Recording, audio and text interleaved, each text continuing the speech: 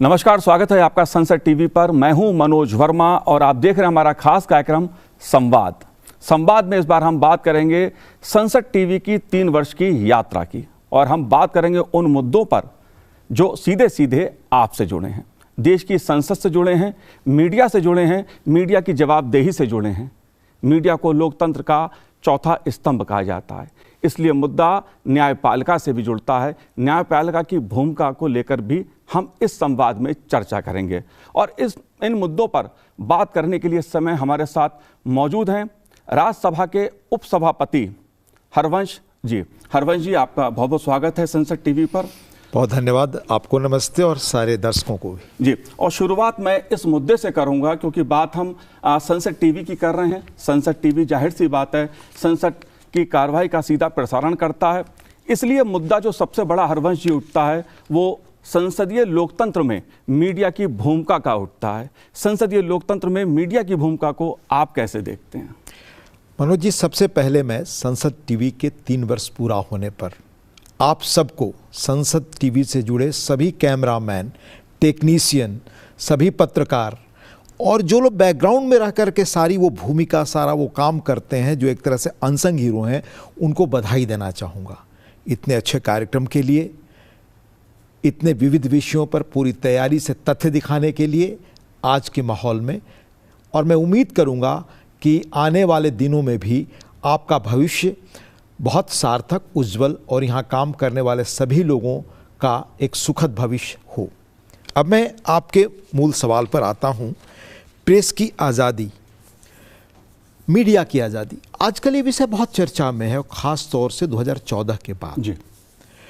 मैं अपने कुछ निजी अनुभव के द्वारा इस विषय पर अपनी राय रखना चाहता हूँ, क्योंकि पिछले 4 दशकों तक मैंने मीडिया को नज़दीक से देखा है। मैं एक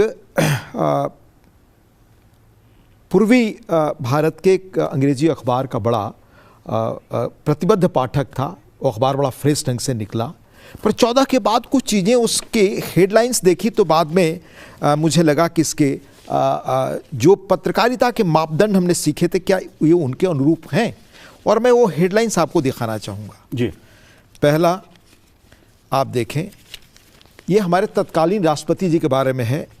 कोविड नॉट कोविड डिटेड प्रसंग था यहाँ जस्टिस गोगोई को राज्यसभा का सदस्य बनाना।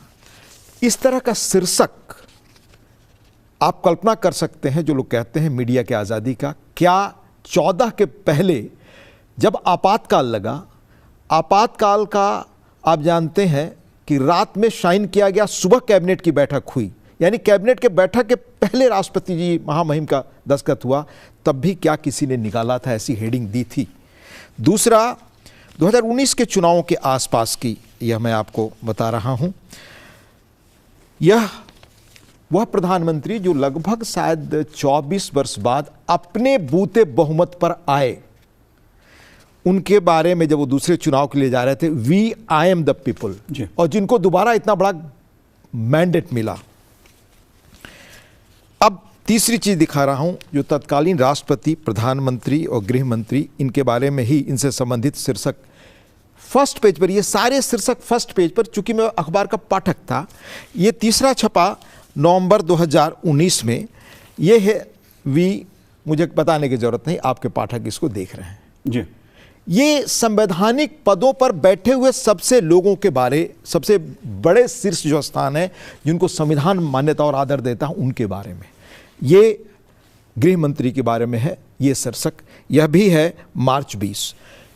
ये करने की आज़ादी लोगों को 2014 के पहले कितने लोगों की थी और कितनी चीज़ें हुई हैं 2014 के पहले, मैं आपको एक एक तथ्य अगर बताऊं तो आप स्तब्ध रहेंगे। पहली चीज़, पहली खबर मैंने दिखाई कि जस्टिस गोगोई को राज्यसभा का सदस्य बनाया गया, तब वैसा शीर्षक लगा।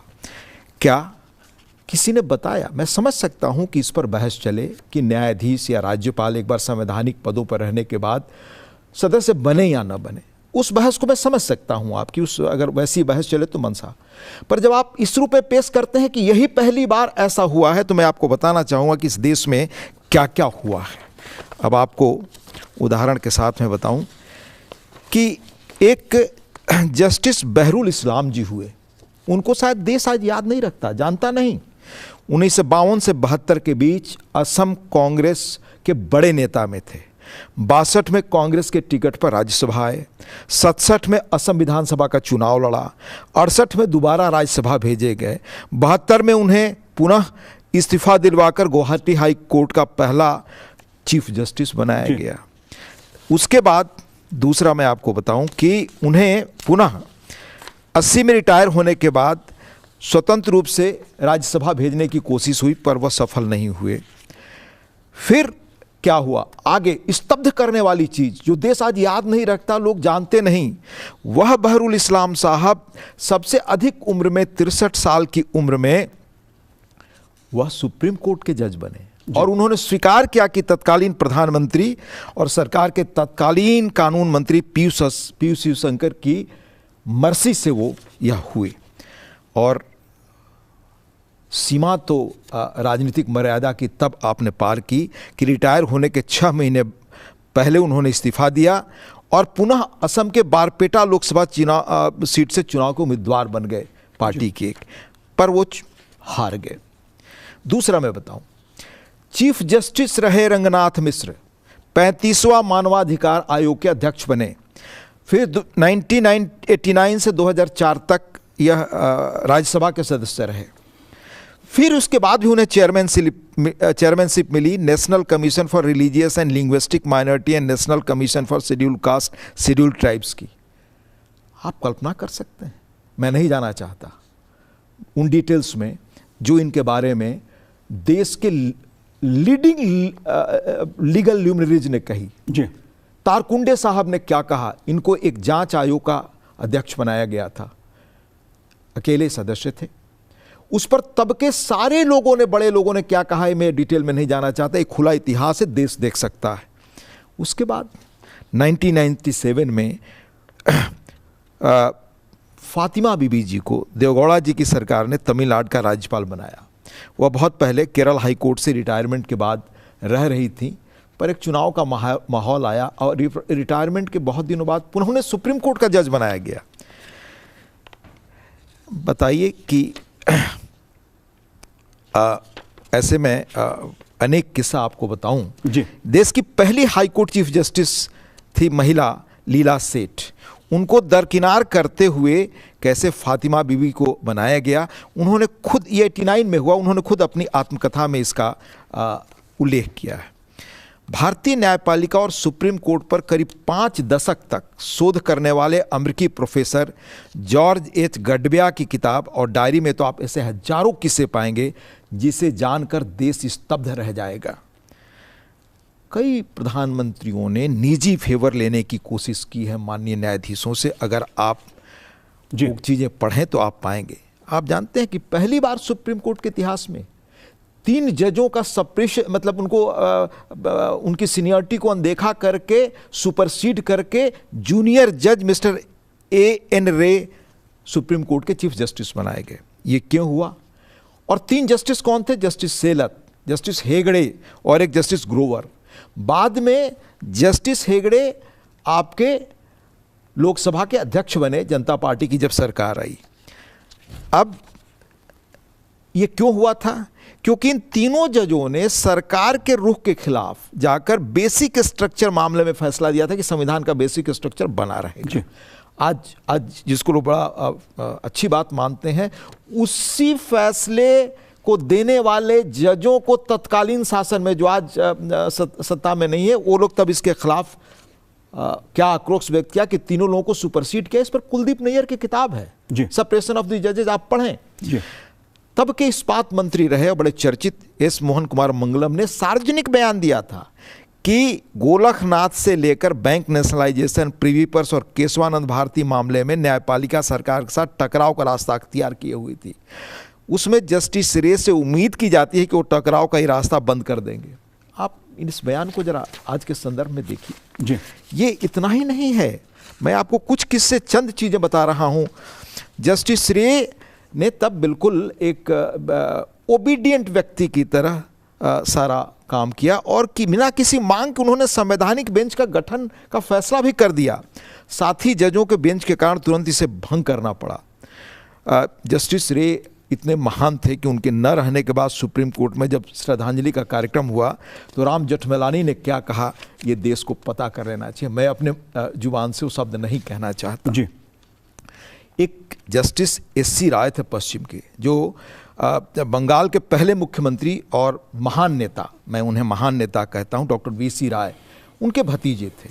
और डॉक्टर वी.सी. राय पंडित जी के मित्र थे और वो सब स्टॉलवर्ड थे, चाहे पंडित जी हों चाहे वी.सी. राय, ये सब बड़े महान नेता थे। 71 के चुनाव, लोकसभा चुनाव के पहले उन्हें देश के टॉप पद पर बैठे व्यक्ति ने कहा, जिनसे पारिवारिक मित्रता, कि आप यहाँ आ जाएं।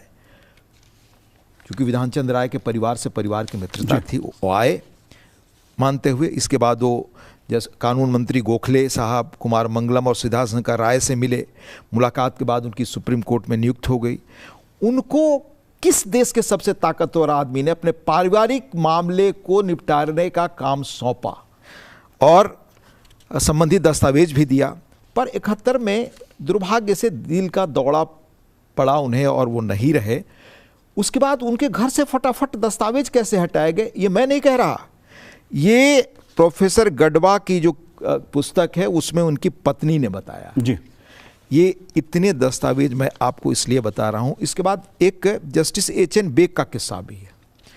उनको सिर्फ इसलिए जस्टिस, चर्चित जस्टिस और जिनकी साफ सुथरी और निर्णायक स्वच्छ छवि के कारण वो देश में जाने जाते थे, आज भी याद किए जाते हैं, जस्टिस एच.आर. खन्ना जी, आपको याद होगा। उनको दरकिनार करके चीफ जस्टिस बनाया गया क्योंकि एडीएम जबलपुर का एक बड़ा चर्चित केस था। उसमें जस्टिस रे ने जो सरकार के साथ का फैसला दिया था वो दिया था। एकमात्र डिसेंटिंग जज थे एच.आर. खन्ना साहब, उन्हें चीफ जस्टिस नहीं बनाया गया। मैं इस तरह के आपको अनेक प्रकरण बता सकता हूं और मैं जाहिर सी बात है हरवंशी, एक मिनट आपको ये किताब मैं आग्रह करूंगा आपके पाठकों को, supreme whispers conversations with in जजेस of the supreme court of जजेस 80 to 89, अभिनव चंद्र चूर्ण की लिखी हुई है और इसके बारे में फैलियस नरीमन की टिप्पणी है। This well researched and well written book is just unputdownable. मेरा सिर्फ निवेदन ही है कि हम सारे लोग ये मिलकर तो बहस चलाएं कि संवैधानिक पदों पर बैठे लोग राजनीति में ना आए, वो तो समझ में आती है। हरवंशी, ये बहस चलाएगा कौन? क्योंकि सवाल मीडिया की भूमिका का उठता है, मीडिया की स्वतंत्रता का उठता है, साथ में मीडिया की जवाबदेही का भी आता है। आपने कई उदाहरण दिए, जाहिर सी बात है न्यायपालिका, हमारी संसदीय लोकतांत्रिक व्यवस्था, मीडिया की भूमिका, ये सब मुद्दे आपस में जुड़े हुए हैं। मैं आपसे ये जानना चाहता हूं कि मुद्दा मीडिया की स्वतंत्रता का भी है और मीडिया की जवाबदेही का भी है। इस मुद्दे को कैसे देखते हैं आप? देखिए, प्रेस स्वतंत्रता का मर्म, सत्य और मर्यादा क्या है, ये आज देश को समझने की जरूरत है। मैं गांधी जी का, सबसे पहला गांधी जी का प्रसंग बताऊंगा, फिर मैं गणेश शंकर विद्यार्थी और फिर बाबू विष्णु और पराड़कर, क्योंकि इन्हीं लोगों का भारत के प्रेस को ये आज़ादी है। उस वक्त याद रखिए 2 धाराएं थी आज़ादी की लड़ाई के दौरान। पहली प्रेस की धारा थी जो क्रांतिकारी लोग थे, जो क्षेत्रीय अखबार थे, जिसमें बड़े उद्यमियों का पैसा नहीं लगा था। हमारे बाद में हिंदुस्तान टाइम्स जिसमें देवदास गांधी आए, या हमारा इंडियन एक्सप्रेस जिसमें रामनाथ गोयनका थे, वो अपवाद हैं। पर मुख्य धारा क्या थी? मुख्य धारा थी पायनियर, स्टेट्समैन या टाइम्स ऑफ इंडिया वगैरह, ऐसे अखबारों की थी। ये तो अंग्रेज के समर्थक थे, ये पूरे अंग्रेज के समर्थक थे। जो हिंदुस्तान में प्रेस की आज़ादी की पूरी परिकल्पना है, उसका मर्यादा है, उसकी एक आचार, खुद की तय की आचार संहिता है, स्व अनुशासन है। वो तो गांधी, गणेश शंकर विद्यार्थी और पराड़कर जी और हमारे क्षेत्रीय भाषाओं के जो दिग्गज पत्रकार हुए, जो यशस्वी साधु स्वभाव के जो रामानंद चटर्जी वगैरह जैसे लोग हुए, ये उनकी देन है ना। पर ये दूसरी धारा की पत्रकारिता आज पूंजी के बल चल करके यह गांधी वाले धारा का आज़ादी करती है। तो गांधी की धारा की आज़ादी की डिफिनीशन क्या था, मैं वो आपको बताता हूं। याद ये भी दिलाता हूं कि गांधी जी विज्ञापन विहीन अपना पब्लिकेशन निकालते थे। एक बार उन्होंने तय किया कि कोई विज्ञापन हमारे उसमें पत्रिका में अब नहीं होगा। इस पर एक बड़ा अध्ययन, शोध किताब, वो भी किसी विदेशी ने लिखी है, क्यों पूंजी पर पराश्रित हुए बिना हम स्वतंत्र पत्रकारिता कर सकते हैं। गांधी से बेहतर कोई नहीं बता सकता। गांधी हमारे आदर्श हैं जी।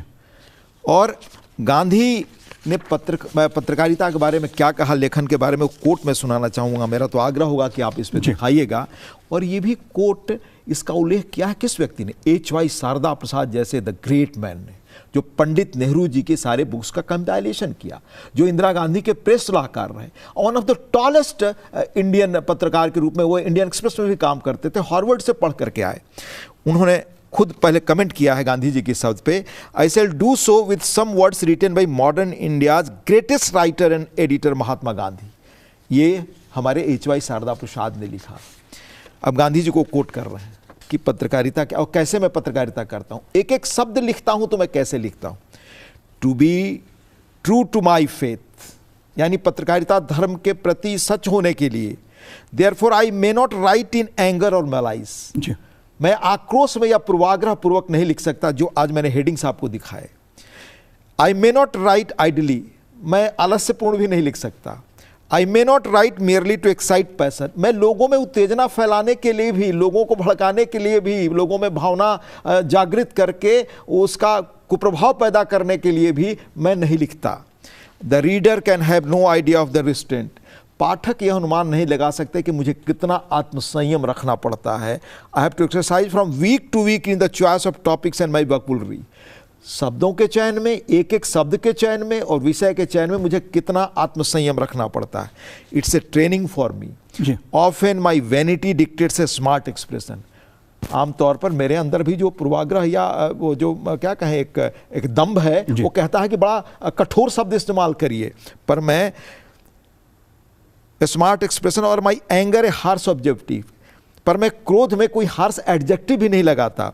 It's terrible ordeal but a fine exercise to remove this weeds, ये झाड़ झंखाड़ जो है इनको हटा देना, ये बड़ा टेरिबल काम है, पर एक बहुत रिस्ट्रेंट का और बहुत आत्मसंयम का एक्सरसाइज है। ये यंग इंडिया 2 जुलाई 1925, इन लोगों ने हमें पत्रकारिता की मर्यादा आदर्श दिया, किसी और ने नहीं दिया। ये अंग्रेजों के समर्थक अखबार जो मुख्य धारा के थे, पूंजी के थे, जो आज हैं, उन्होंने नहीं दिया, ये इन्होंने दिया कि इस देश में विचारधाराओं के अखबार निकलते जी। The new age, motherland Jana Sangh का था, नेशनल हेराल्ड, आज़ादी की लड़ाई में इसकी बड़ी भूमिका रही, लेकिन बाद के दिनों में नवजीवन और ये तो कांग्रेस के अखबार बन गए। पैट्रियट CPI का था, लिंक CPI की थी, मैं अनेक गिना सकता हूं उनका, पर उन अखबारों पर कोई विश्वास नहीं करता था। वो भी इस तरह के हेडिंग इस्तेमाल नहीं करते थे जो आज हेडिंग होने लगा है। इसे मैं समझने की कोशिश करूंगा, क्योंकि मुद्दा संसद और मीडिया की भूमिका का है, मीडिया की स्वतंत्रता का है, मीडिया की जवाबदेही का है, और डिजिटल युग में जो मीडिया की भूमिका उभर के सामने आ रही है, खासतौर से पब्लिक ब्रॉडकास्टर की, इसको भी मैं आपसे समझने की कोशिश करूंगा। लेकिन फिलहाल समय छोटे से ब्रेक का है और आप देखते रहिए संसद TV, क्योंकि मुद्दे आपसे जुड़े हैं।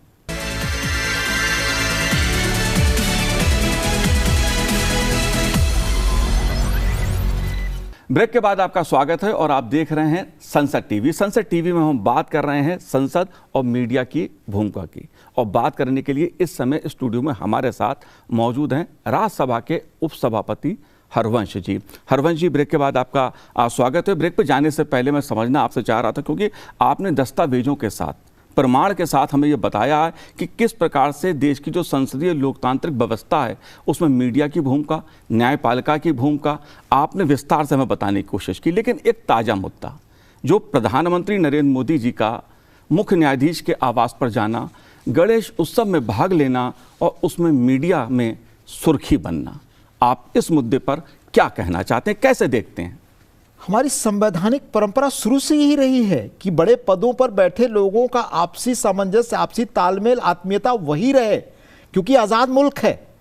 और संविधान इन तीनों संस्थाओं में, कार्यपालिका, विधायिका, न्यायपालिका के बीच किस रूप में उसने एक संतुलन बनाया है, ये उसकी विशेषता है और ये लगातार होना चाहिए, और आज़ादी के बाद से लगातार हो रहा है। पर मैंने कहा कि कुछ खास कारणों से माननीय प्रधानमंत्री जी या माननीय चीफ जस्टिस के पीछे ये क्या विदेशी प्रयास हो रहे हैं या बाहरी प्रयास, उसका मैंने उल्लेख किया। अब मैं आपको बताता हूँ, मैंने आपको दिखाया था, एक किताब का उल्लेख किया था, गजेंद्र गटकर जी जो भारत के चीफ जस्टिस रहे, उन्होंने अपनी आत्मकथा लिखी है, मैं उससे कोट कर रहा हूँ। उनकी आत्मकथा है to the best of my memory, अंग्रेजी में है, मैंने उस पर हिंदी के आधार पर कहा है। गजेंद्र गडकरी जी भी मराठी थे और वो धार्मिक विचारों के थे। बतौर चीफ जस्टिस वो तिरुपति गए, महाराष्ट्र के विठोबा मंदिर के कार्यक्रम में गए। उन्होंने जो कहा इस पर, उसका हिंदी आशय मैं आपको सुनाना चाहता हूँ। उन्होंने कहा कि मेरे विचार से सत्य और तार्किक धर्म में भरोसा सेकुलरिज्म के साथ गैर सम्मत नहीं है। पश्चिम में सेकुलरिज्म को जिस तरह से लिया जाता है वो मूल तौर पर धर्म विरोधी, ईश्वर विरोधी और चर्च विरोधी है, जबकि दूसरी तरफ हमारा संविधान ये साफ तौर पर कहता है कि सेकुलरिज्म का अर्थ है सभी धर्मों को बर्दाश्त करना। हमारे संविधान में मौलिक अधिकारों में धर्म से जुड़े अधिकार हैं। हमारा संविधान ये भी कहता है कि कुछ लोगों की धर्म में बिल्कुल आस्था नहीं हो सकती, तब भी वो नागरिकता के अधिकारी हैं, और जो धर्म में आस्था रखते हैं उनके भी नागरिक अधिकारों को कोई हानि नहीं पहुंच सकती। कुछ लोगों को लगता है कि सेकुलरिज्म का अर्थ होता है धर्म विरोधी होना, लेकिन मेरे हिसाब से ये भारतीय संविधान की सेकुलरिज्म की व्याख्या के खिलाफ है। आप विधर्मी हो सकते हैं, अधार्मिक हो सकते हैं, धार्मिक हो सकते हैं, फिर भी आप नागरिक हैं। नागरिक के नाते तमाम अधिकार आपके पास हैं और आपको हर किस्म के कर्तव्य का पालन करना है। भारतीय संविधान में धर्म नामक संस्था और भारतीय संस्कारों और जीवन पद्धति को उच्च स्थान दिया गया। तमाम कौचों के साथ सेकुलरिज्म का अर्थ सिर्फ ये है कि किसी एक धर्म की धार्मिक ज्ञान के मामले में बपौती नहीं है। हमारा सेकुलरिज्म भगवत गीता के सिद्धांतों पर आधारित है, जिसमें कहा गया है, कुंती पुत्र, जो दूसरे भगवानों की भी आराधना करते हैं पूरे भरोसे के साथ, वो भी एक तरह से मेरी ही उपासना करते हैं, भले ही वो प्राचीन नियमों के खिलाफ हो। ये हमारे एक शुरू के आदरणीय स्टॉलवर्ट चीफ जस्टिस का बयान है जी। आगे वो अपनी आत्मकथा में कहते हैं कि नेहरू जी के बाद प्रधानमंत्री बने लाल बहादुर शास्त्री जी। लाल बहादुर शास्त्री जी तो हमेशा प्रतिमान रहेंगे, उज्जवल धवल चरित्र के, नैतिक चरित्र के व्यक्ति, नैतिक शुचिता के वो प्रतीक हैं भारतीय राजनीति में। शास्त्री जी भी चीफ जस्टिस ऑफ इंडिया को, जो गजेंद्र गडकरी जी थे, अपने घर प्रायः बुलाते थे। गजेंद्र गडकरी जी आत्मकथा में बेबाकी से कहते हैं कि एक बार शास्त्री जी ने कहा कि वो उनके साथ घर में बैठकर भोजन करना चाहते हैं, अपनी पत्नी के साथ, बिना किसी औपचारिकता के, कुछ महत्वपूर्ण विषयों पर बात करने के लिए। गजेंद्र गडकरी जी ने हाँ भरी और शास्त्री जी के साथ भोजन किया। क्या शास्त्री जी ने सेपरेशन ऑफ पावर के सिद्धांत का उल्लंघन किया? या फिर जब शास्त्री जी ने गजेंद्र गडकरी जी के चीफ जस्टिस रहते हुए उन्हें रिटायरमेंट के बाद ब्रिटेन में भारत का उच्चायुक्त बनने का प्रस्ताव रखा, तो उन्हें प्रभावित करने की कोशिश कर रहे थे? ये एक मर्यादा, एक सम्मान। जाहिर है उस समय भारत तोड़क ताकतें देश के अंदर इतनी एकजुट नहीं थी। मैं जो आपसे कारण पूछता हूं। और गजेंद्र गडकरी जी आगे क्या लिखते हैं कि तत्कालीन गृह मंत्री जो उनके घर के सामने रहते थे, नियमित तौर पे उनके घर आते थे। अब आज फर्ज करिए कि आज के गृह मंत्री चले जाएं तो इस मीडिया में क्या होगा? क्या, कहां हम पहुंच गए हैं? सुप्रीम कोर्ट के मुख्य न्यायाधीश गजेंद्र गडकरी जी रात के अंधेरे में तत्कालीन पीएम शास्त्री जी के घर पर जाते थे ताकि आराम से बैठकर महत्वपूर्ण विषयों पर चर्चा हो सके। यूपीए के 10 साल के दौरान आदरणीय प्रधानमंत्री मनमोहन सिंह जी की व्यक्तिगत छवि के बारे में सबके मन में आदर है जी, पर वो तब के मुख्य न्यायाधीशों को अपनी इफ्तार पार्टी में हमेशा बुलाते थे। क्या इस पर कोई सवाल उठा? इतनी लोक स्मृति हमारी कमजोर हो गई, या ये जानबूझ करके हो रहा है देश में जी?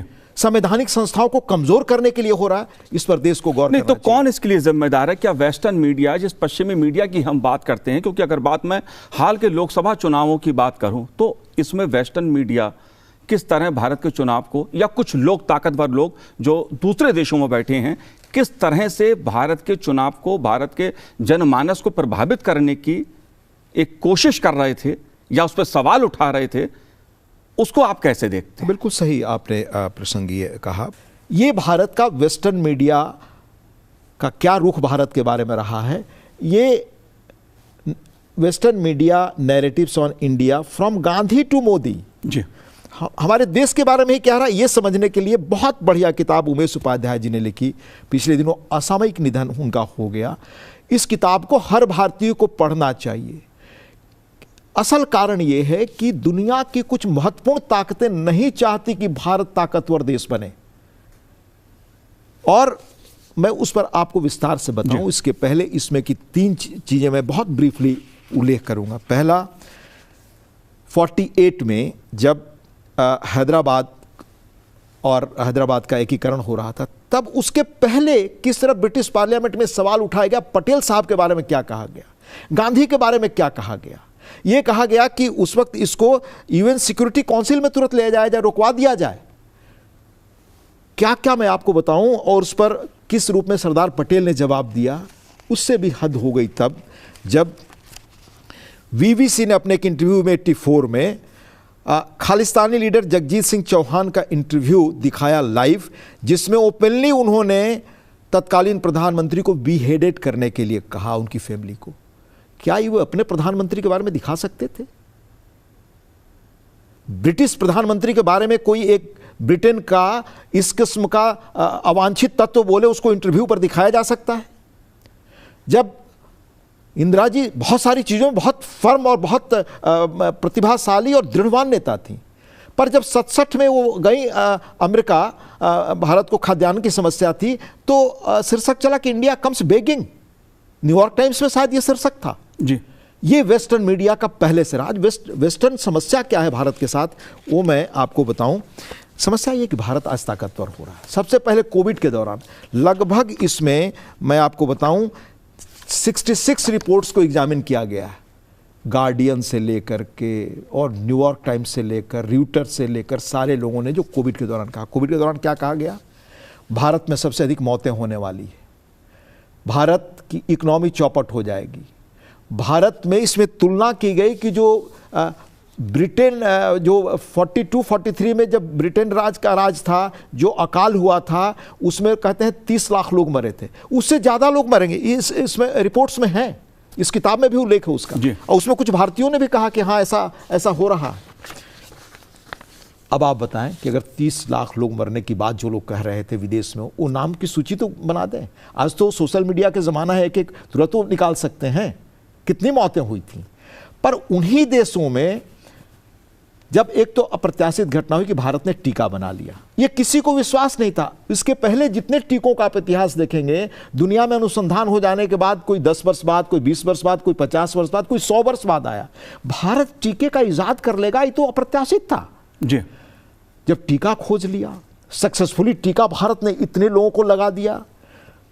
आप देखेंगे एक एक दिन में कितने करोड़ लोगों को टीके एक साथ लगे, जितनी उनकी आबादी नहीं थी। पर उनके यहां जब पश्चिम में मौतें होने लगी विकसित देशों में, तो आपने हालात देखा। 100 मॉर्चुरीज में रखे थे पंक्तियों में, कोई गिनने वाला नहीं था। उनकी तस्वीरें वो नहीं दिखाए गए पश्चिम की मीडिया में, क्योंकि पश्चिम की मीडिया को दो बड़ी ताकतें चलाती हैं, एक दवा लॉबी, एक आर्म्स लॉबी, और उनके इंटरेस्ट है। दवा लॉबी आपने देखा होगा दावोस में जब मीटिंग हुई, और किस तरह से लगभग कहते हैं 160 से अधिक देशों ने कहा कि जो बड़ी कंपनियां दवा की थी, टीका बना रही थी, वो हमारी सॉवरेनिटी को उन्होंने कहा कि आप गिरवी रखें दवा देने के बदले जी। भारत से भी उन्होंने कहा था, तब उनको उम्मीद नहीं थी कि भारत अपनी टीका बना रहा है। तो दुनिया की बड़ी जो दवा कंपनियां सॉवरेनिटी को उनकी गिरवी बना करके व्यापार करती हैं, डिक्टेट करती हैं। भारत ने ये सब मिथ तोड़ा। भारत 60 वर्ष में 1 ट्रिलियन की इकॉनमी बना था। भारत 67 साल में 2 ट्रिलियन की इकॉनमी बना। भारत उसके बाद 5 साल में 3 ट्रिलियन की इकॉनमी बना। और कोविड के दुनिया में इतने बड़े उसके बाद आप भारत 3.8 ट्रिलियन डॉलर की इकॉनमी बना। भारत की जो तेज इकोनॉमिक प्रगति है, जो उन्होंने फोरकास्ट किया था कोविड में कि सबसे अधिक तबाह भारत होगा, सबसे अधिक लोग मरेंगे, आज भारत ब्राइट स्पॉट के रूप में गिना जा रहा है कि सबसे इकोनॉमी के मामले में मजबूत होता देश भारत है जी। और ये आज की जियोपॉलिटिकल स्थिति भी यही है मनोज जी, कि आपको आर्थिक रूप से बड़ा ताकतवर होना पड़ेगा, और ये मुल्क उस रास्ते पर चल पड़ा है जी। ये मुल्क एक अपना 100 वर्ष का अपना रास्ता तय किया है कि हमें कहाँ पहुँचना है 2047 में, उस रास्ते पर चल रहा है। वो सबसे बड़ी दिक्कत है। उन लोगों को ये लगता है कि भारत को इस आगे रास्ते पर नहीं बढ़ने देना, इसलिए दुनिया की बड़ी ताकतें मिली हुई हैं, ये हमें बहुत समझना चाहिए। और मैं आपको सोशल मीडिया पर अवेलेबल है, जो चुनाव की बात आपने की, इनविजिबल हैंड, उसमें किस किस तरह के लोगों की क्या हो रही है।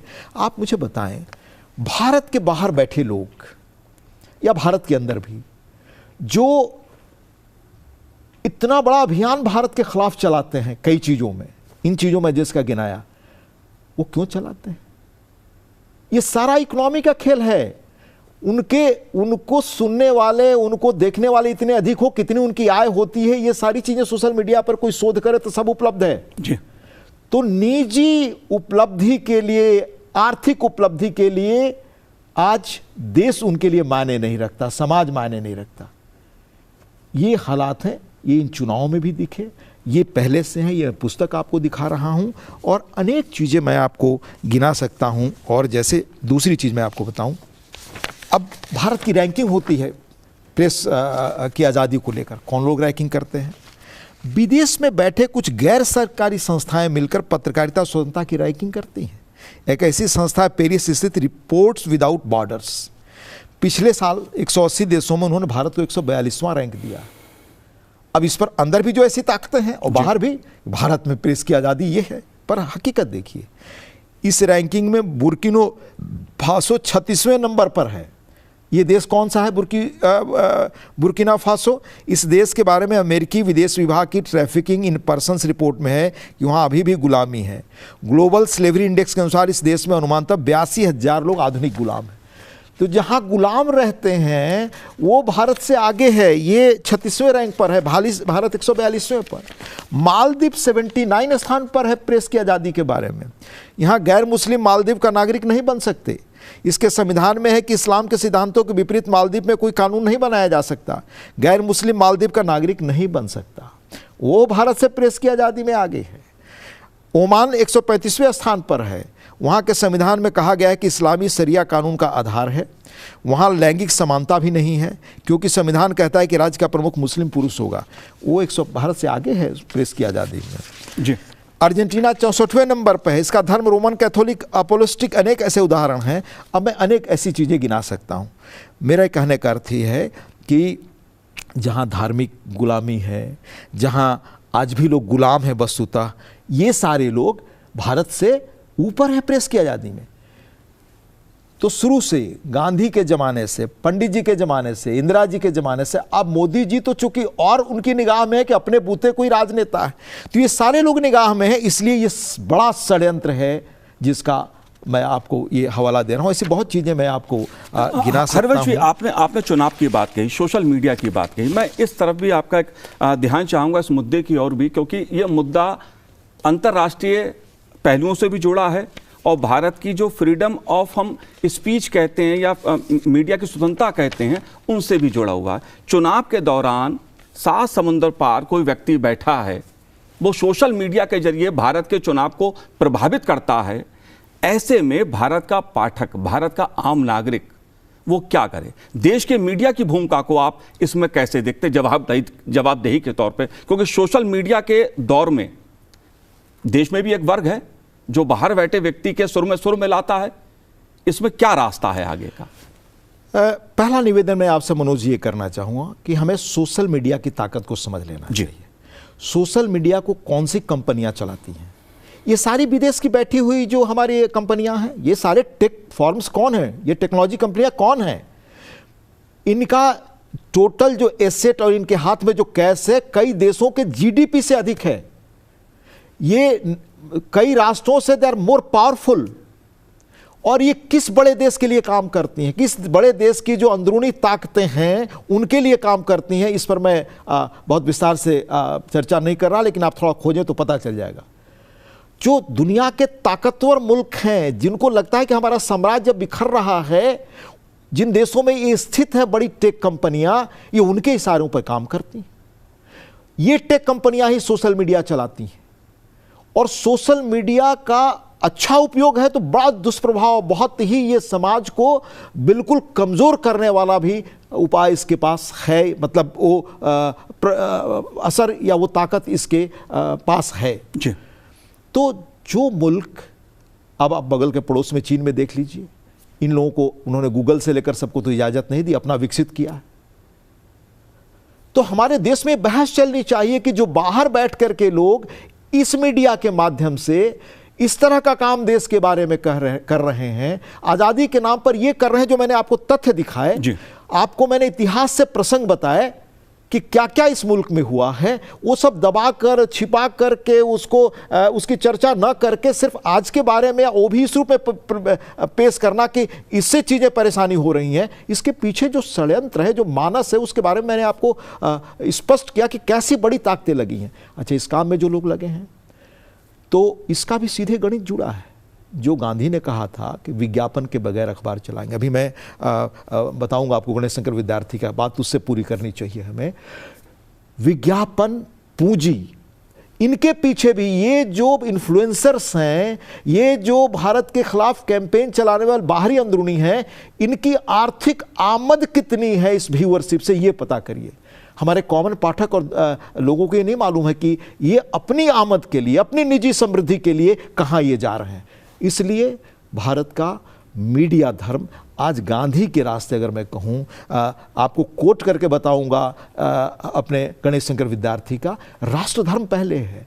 हमारे अंबेडकर साहब ने क्या कहा, मैं उनका एक कोट आपको बता देना चाहता हूँ कि जब ऐसी परिस्थिति हो तो क्या करना होगा आपको।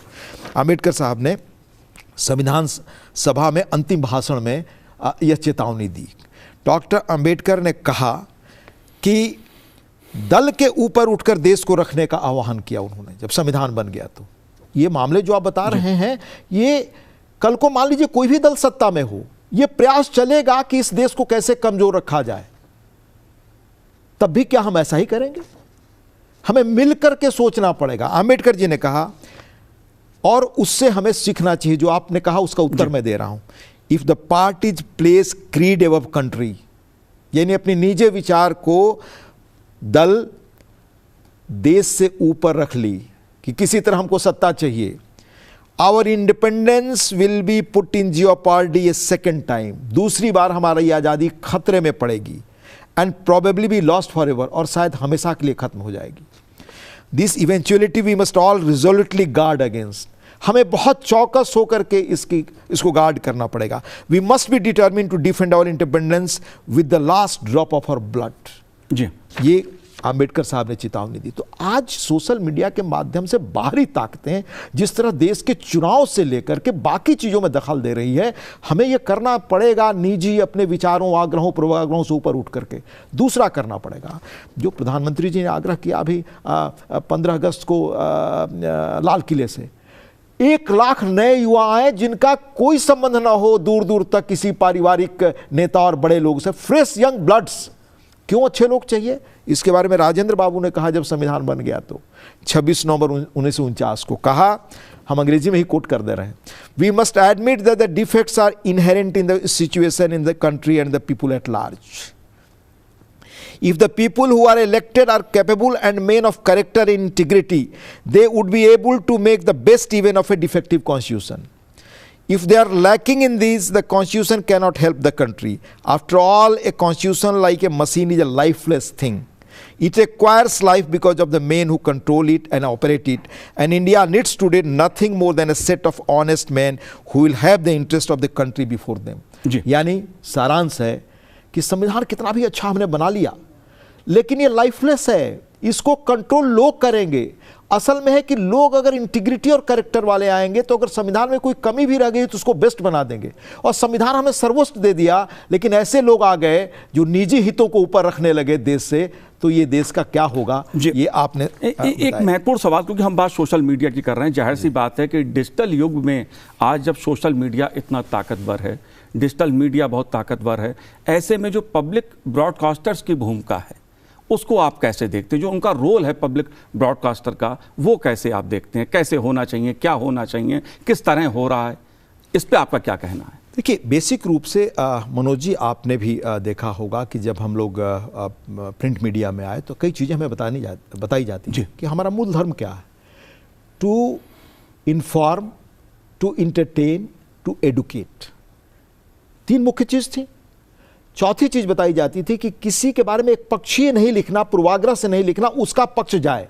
कम से कम इस धर्म का निर्वाह हम लोगों ने पत्रकारिता में रहते किया, और ये की वसूल माने जाते थे।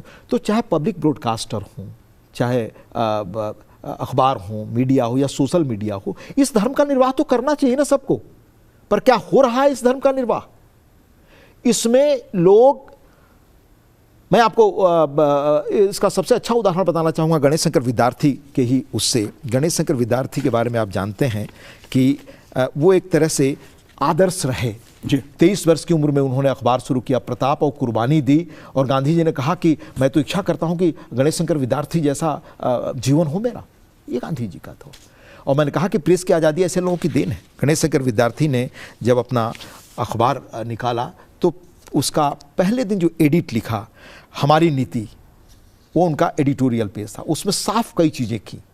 यही पब्लिक ब्रॉडकास्टर की हमारी या हर एक अखबार में काम करने वाले व्यक्ति का आचरण होना चाहिए। और भारत में था, आज़ादी की लड़ाई का प्रभाव था मनोज जी, कि गांधी और उस युग के बाद भी जिसे लोग जूट प्रेस कहे, जूट कहे कि जो जूट कंपनी के मालिक हैं वही प्रेस भी चला रहे हैं, यानी पूंजी वाले प्रेस चला रहे हैं, तब भी उस प्रेस में कैसे कैसे लोग हुए। मैं अगर आज़ादी के तुरंत बाद का कहूँ तो याद करिए फ्रैंक मोरिस, एस मुलगांवकर, आप याद करिए देवदास गांधी, ये पहली जनरेशन की, ऐसे अनेक लोग हुए। ऐसे दूसरी जनरेशन में अगर आप आ जाएं तो श्यामलाल, गिरिलाल जैन थे, हालांकि उनको थोड़ा सा देखा जाए, लेकिन गिरिलाल जैन भी अपने ढंग के एक बड़े एडिटर के रूप में गिने गए। उसके बाद अजित भट्टाचार्य जी, वीजी वर्गीस, आप चले अरुण शौरी, ऐसे अनेक लोग हुए जिनकी बातों पर लोगों को यकीन था। इन्हीं अखबारों में हमारे यहाँ संचालक भी गोयनका जी जैसे भी लोग हुए जी। तब उन्होंने निजी हित से देश के हित को आगे रखा। तब भी एक वर्ग था जो इस तरह की नीतियों का पालन नहीं करता था। तो ये, लेकिन धीरे धीरे तो आप आए देखें 84 के बाद तो देश की सबसे ताकतवर संस्थाओं से तय होने लगे कहाँ कौन संपादक बनेगा, और इसी देश में हुआ है।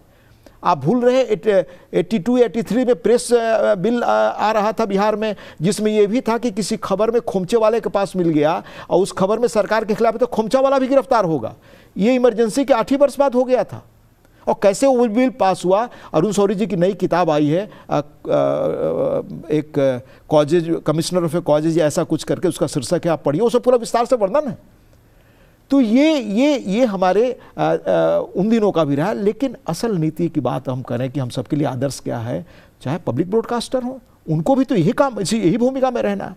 तो गणेश शंकर विद्यार्थी ने कहा कि समस्त मानव जाति का कल्याण हमारा परम उद्देश्य है, और उस उद्देश्य की प्राप्ति का एक बड़ा और बहुत जरूरी साधन हम भारतवर्ष की उन्नति को मानते हैं।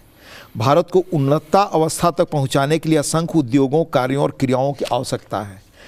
इनमें से मुख्यतः राष्ट्रीय एकता, सुव्यवस्थित सार्वजनिक और सर्वांगीण शिक्षा का प्रसार, प्रजा का हित, भला करने वाली सुप्रबंध और सुशासन की नीति, आज का राज कार्यों में प्रयोग, सामाजिक कुरीतियों और अत्याचारों का निवारण और आत्मावलंबन और आत्मानुशासन में दृढ़ निष्ठा है। ये इसके अलावा और एक अंश महत्वपूर्ण मैं आपको सुनाकर अपना करूँगा। प्रजा की सच्ची शिकायतों और तकलीफ़ों को गवर्नमेंट तक पहुंचाने में हम कभी किसी से पीछे नहीं रहेंगे। ये हमारा धर्म है। इस काम के लिए हमें अपने अस्तित्व तक की परवाह न होगी, क्योंकि हम अपना होना या न होना उस दिन बराबर मानेंगे जिस दिन हम अपने आप को इस काम के लिए तैयार नहीं पाएंगे। इसके साथ वो क्या कहते हैं, ये बड़ा महत्वपूर्ण है आज के लिए। इसके साथ ही हम यह भी न चाहेंगे गवर्नमेंट की इच्छाओं और मंतव्यों के उल्टे और मनमाने मतलब निकालकर प्रजा को भड़काया और बहकाया जाए। यही तो हो रहा है आज। वो बाहरी ताकतें, बाकी लोग मिलकर प्रजा को भड़काने। अब आपने पूछा कि माननीय प्रधानमंत्री जी माननीय और आदरणीय चंद्रचूड़ जी की मुलाकात हुई, और इस पर लेकर क्या माहौल बना। इसके साथ हमने आपको बताया कि पूरा हिस्टोरिकल पर्सपेक्टिव क्या रहा और कैसी ये सब मुलाकातें पहले होती रही हैं। ये मैंने आपको गिनाया।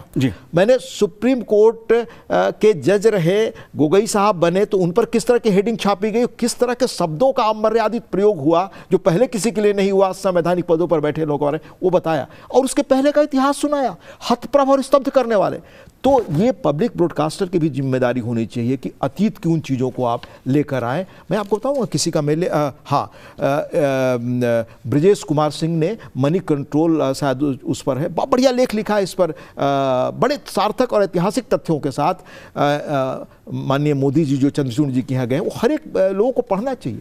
तो हमारी भूमिका उस तरह की है कि हम ये काम करें। एक हरिवंशी आखिरी सवाल, क्योंकि मेरे पास समय का भी अभाव है और ये मुद्दा ऐसा है मीडिया की स्वतंत्रता और जवाबदेही का, इस पर घंटों चर्चा हो सकती है, लेकिन एक आखिरी सवाल, क्योंकि हम बात संसद की कर रहे हैं, हम बात मीडिया की भूमिका, मीडिया की स्वतंत्रता और जवाबदेही की कर रहे हैं। आपने मीडिया पत्रकारिता धर्म की बात कही गणेश शंकर विद्यार्थी के जरिए कि हर पत्रकार को, हर मीडिया संस्थान को उस जो कर्तव्य है उसका पत्रकारिता को लेकर उसका पालन करना चाहिए। लेकिन आप वरिष्ठ देश के पत्रकार रहे, लेखक आप रहे हैं, कई किताबें आपने लिखी हैं, आपने पत्रकारिता के उस सफ़र को जिया है, करीब से लिखा ही नहीं है, जिया है आपने, और आज भी आप जीते हैं। आप वरिष्ठ सांसद बने देश के, और आपने चेयर पर उपसभापति के रूप में उन दिशा निर्देशों को भी आप भी देते हैं, व्यवस्था भी देते हैं, और माननीय उपराष्ट्रपति जी जो हमारे राज्यसभा के सभापति जी भी हैं, या लोकसभा अध्यक्ष हमारे, जब कोई व्यवस्था देते हैं, अगर मान लीजिए कोई असंसदीय शब्द है, असंसदीय भाषा है, ऐसी भाषा जिसका प्रयोग संसदीय कार्रवाई में नहीं होना चाहिए, उस हिस्से को निकाल देते हैं या हटाने की व्यवस्था देते हैं। लेकिन हो क्या रहा सोशल मीडिया के ज़माने में, जब आपको एक व्यवस्था देते हैं लेकिन उससे पहले ही वो वायरल हो जाती है। यहाँ पर पत्रकारिता का जो कर्तव्य है, जो धर्म है, उसको आप कैसे देख रहे हैं? दरअसल यहाँ पत्रकारिता की सबसे बड़ी भूमिका है मनोज जी, हमें लोगों को एडुकेट करने का काम तो करना चाहिए। यह जो आपने बताया, बड़ी महत्वपूर्ण चीज़ बताई, यह प्रक्रिया कब से चल रही है? 52 में संसद बनने के बाद से ही चल रही है, आज़ादी के बाद से ही चल रही है जी। कोई आप असंसदीय भाषा आप इस्तेमाल नहीं कर सकते। आप नियम कहा जाता है, प्रचार चलता है कि माइक किसी का ऑफ हो गया, मैं तो स्तब्ध हूं। तो संसदीय नियम और प्रक्रियाएं क्या है, ये बताने का काम तो पब्लिक ब्रॉडकास्टर से लेकर और जिम्मेदार अखबार और जो लोग देश को अपने विचार से ऊपर मानते हैं उनको करना चाहिए।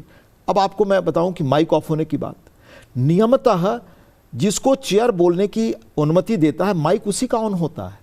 यहां सभी लोग एक साथ खड़े हो जाते हैं कि हम बोलें, वो सिस्टम अलाउ नहीं करेगा। क्यों? क्योंकि संसद की शुरुआत से ही यही व्यवस्था है। अब लोग खड़े हो जाते हैं कि हमें 5 मिनट ही समय मिला, हम 25 मिनट बोलना चाहते हैं। तो ये भी व्यवस्था संसद बनने के बाद से ही है कि जिस पार्टी की जितनी संख्या है उसको अनुपात में उतना समय मिलता है। यह काम चेयर नहीं करता। यह काम माइक किसको दे, ये नियमों के तहत रूल्स और प्रोसीजर जो हैं, जो सांसदों ने तय किए हैं, वही उसी के तहत चेयर पर बैठे व्यक्ति को कंट्रोल करना पड़ता है जी। और यही काम माननीय स्पीकर भी करते हैं, यही काम आदरणीय हमारे राज्यसभा के चेयरमैन भी करते हैं, और वो नियम और कानून का उल्लेख करते हैं। पर आज इस रूप में हम चीज़ों को पहले की तरह से किस तरह मर्यादा का, किस तरह से आचार संहिता का, किस तरह से आपसी सम्मान का क्षरण हुआ है। मैंने आपको कई घटनाएं बताई कि पहले क्या स्थिति थी, तो आज इंटॉलरेंस इस रूप में बढ़ गया है कि हम जो कहते हैं वही सही है, इसलिए आप चेयर को भी नहीं मानेंगे। आप या परिकल्पना कर सकते हैं कि हम एक सांसद के रूप में कहें कि माननीय चेयरमैन हमारे बराबर हैं। भारत का संविधान कहता है कि वो नंबर 2 के पद के व्यक्ति हैं, वो अपना कार्यकाल भी पूरा कर ले। तो आज जो भी कार्यकाल पूरा कर चुके लोग हैं उनके यहाँ जाकर देखिए, वो विशिष्ट नागरिक संविधान उनको मानता है।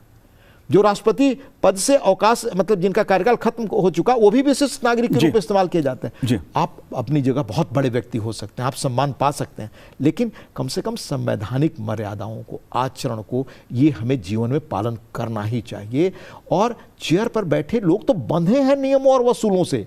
जैसे मैं आपको बताऊं कि जितनी चीजें मैंने गिनाई, ये सारी चीजों पर लोगों को एडुकेट करना कि सोशल मीडिया पर किस तरह की भ्रांति, अफवाह और गलत चीजें फैलाई जाती हैं, ये देश को करने का काम हमें पब्लिक ब्रॉडकास्ट। इसीलिए हम कह रहे हैं कि मीडिया की स्वतंत्रता के साथ साथ जवाबदेही का भी एक दायित्व मीडिया के ऊपर है। साथ ही जो डिजिटल मीडिया का युग है उसमें जो पब्लिक ब्रॉडकास्टर हैं, उनका जो रोल है, उनकी जो भूमिका है, वो भी खासी महत्वपूर्ण हो जाती है। हरवंश जी, आपने विस्तार से विभिन्न मुद्दों पर हमसे बात की, बहुत बहुत शुक्रिया, बहुत बहुत धन्यवाद हमसे बात करने के लिए। बहुत धन्यवाद आपको भी, आपके सारे लोगों को पुनः बहुत शुभकामनाएं 3 वर्ष पूरा करने के लिए, उज्जवल भविष्य के लिए।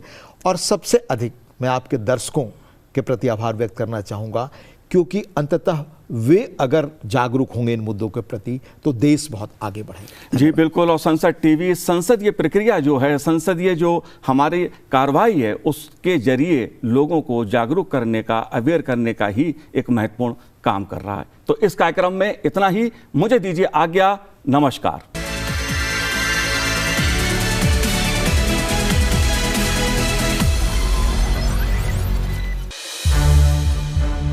संसद टीवी के और भी प्रोग्राम्स देखने के लिए सब्सक्राइब करें हमारा YouTube चैनल और हाँ, इन्हें लाइक और शेयर करना ना भूलें।